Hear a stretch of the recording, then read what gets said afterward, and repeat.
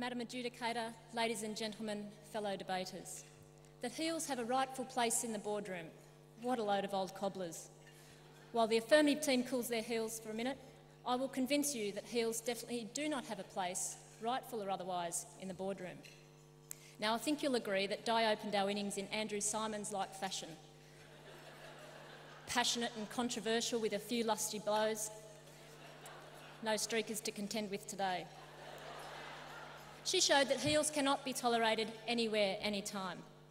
But batting at number 2, my role is to clarify the correct interpretation of the debate topic, provide examples from literature, world history and the corporate landscape to explain why allowing heels to occupy positions of power leads to disastrous results for all concerned. Finally, I'll point out a few fundamental flaws in the opposition's argument. But first, the definition of the word heel is full of intrigue. A heel is a person of ill repute, a contemptible person, a cad, a rat, a rake. In short, the villain of the piece. A heel is the projection at the back of a shoe that rests below the heel bone. Sometimes raised, the high heel is a form of shoe commonly worn by women, but sometimes by men too. Tom Cruise, Exhibit A. The heel is a padded cushion of fatty tissue that holds its shape despite the pressure of body weight and movement. It serves to protect the structures of the foot, including the heel bone, muscles, ligaments. Heel pain is a common foot complaint. Heel is a common word we used in training dogs. It is where the space that a dog will walk properly beside us. This space is usually with the dog's right shoulder alongside our left leg. Heeling properly means your dog is paying attention to you, noticing which way you'll go next, but never forging ahead. Heel is also the latter or remaining part of anything, as in the heel of a hunt or the heel of a white loaf. Now, which definition is most relevant and encompassing on the issues that face all of us, particularly women? And quite clearly, the definition of heel, a contemptible person, a villain that speaks of the behaviours and the choices and the prejudices that most commonly affect women. I think you will clearly agree that heels do not have a place, rightful or otherwise, in the boardroom.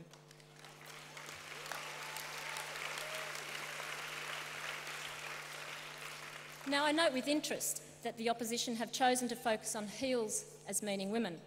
Now, I've done a bit of work in the dictionary, as you might have known. I cannot find anywhere in here that defines heel as a woman. They use the dictionary to define boardroom, but unfortunately missed the main piece. Examples of heels or villains abound in all aspects of society and in life, and examples of heels in literature, one for the more highbrow amongst you in Shakespeare's Richard III, and one for the more lowbrow in J.K. Rowling's Voldemort. A horse, my kingdom for a horse. Now, why is it that villains always ask for help at some point near the end? History's awash with heels. Attila the Hun, 406 to 453. Now there was a heel.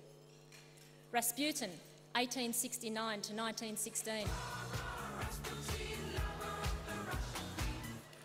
Now, Rasputin believed that yielding to temptation, and for him personally this meant sex and alcohol, was a necessary step on the road to repentance and salvation. Sounds like a footballer.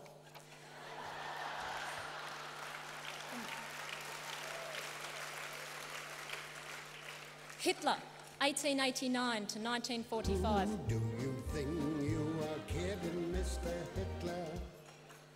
Stalin, 1878 to 1953. Now, in a great show of humility, he insisted he be remembered for the extraordinary modesty characteristic of truly great people. Sport. Now, what sort of heel condones a culture that consistently devalues women? Some sporting cultures do, and so do the boardrooms that provide the sponsorship dollars. Witness the new instructional DVD for AFL players to try to teach them how to behave with a base level of decency. One question on the DVD, you are with a girl who has had too much to drink. Do you A, get her some water, B, call her a taxi, or C, take her back to your place for sex? And there's another one on the screen. If this is to achieve a base level of decency, One wonders what it would be required to lift it beyond this level. Now let's cut to the chase, the boardroom. In modern parlance, a boardroom could easily be described as a boardroom heel could easily be described as a corporate cowboy, a white-collar criminal, a workplace bully, a toxic boss, a corporate psychopath. A heel definitely does not have a rightful place in the boardroom, and I present Christopher Skase. Showed the Australian Federal Police a clean hair of heels all the way to Mallorca, and somehow still managed to live a life of luxury despite his declarations of destitution. Alan Bond lost his empire, lost a lot of other people's money, lost his memory, but still managed to live a well-heeled lifestyle. IWD, the cost of doing business brought them to heel. HIH, shareholders lost big time supporting the contention that heel pain is a common complaint.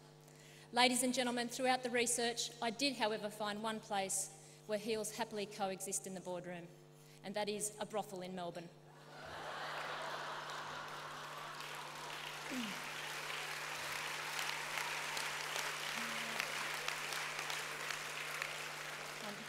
We cannot tolerate heels in the boardroom because heels are selfish, they're contemptible, they make poor decisions.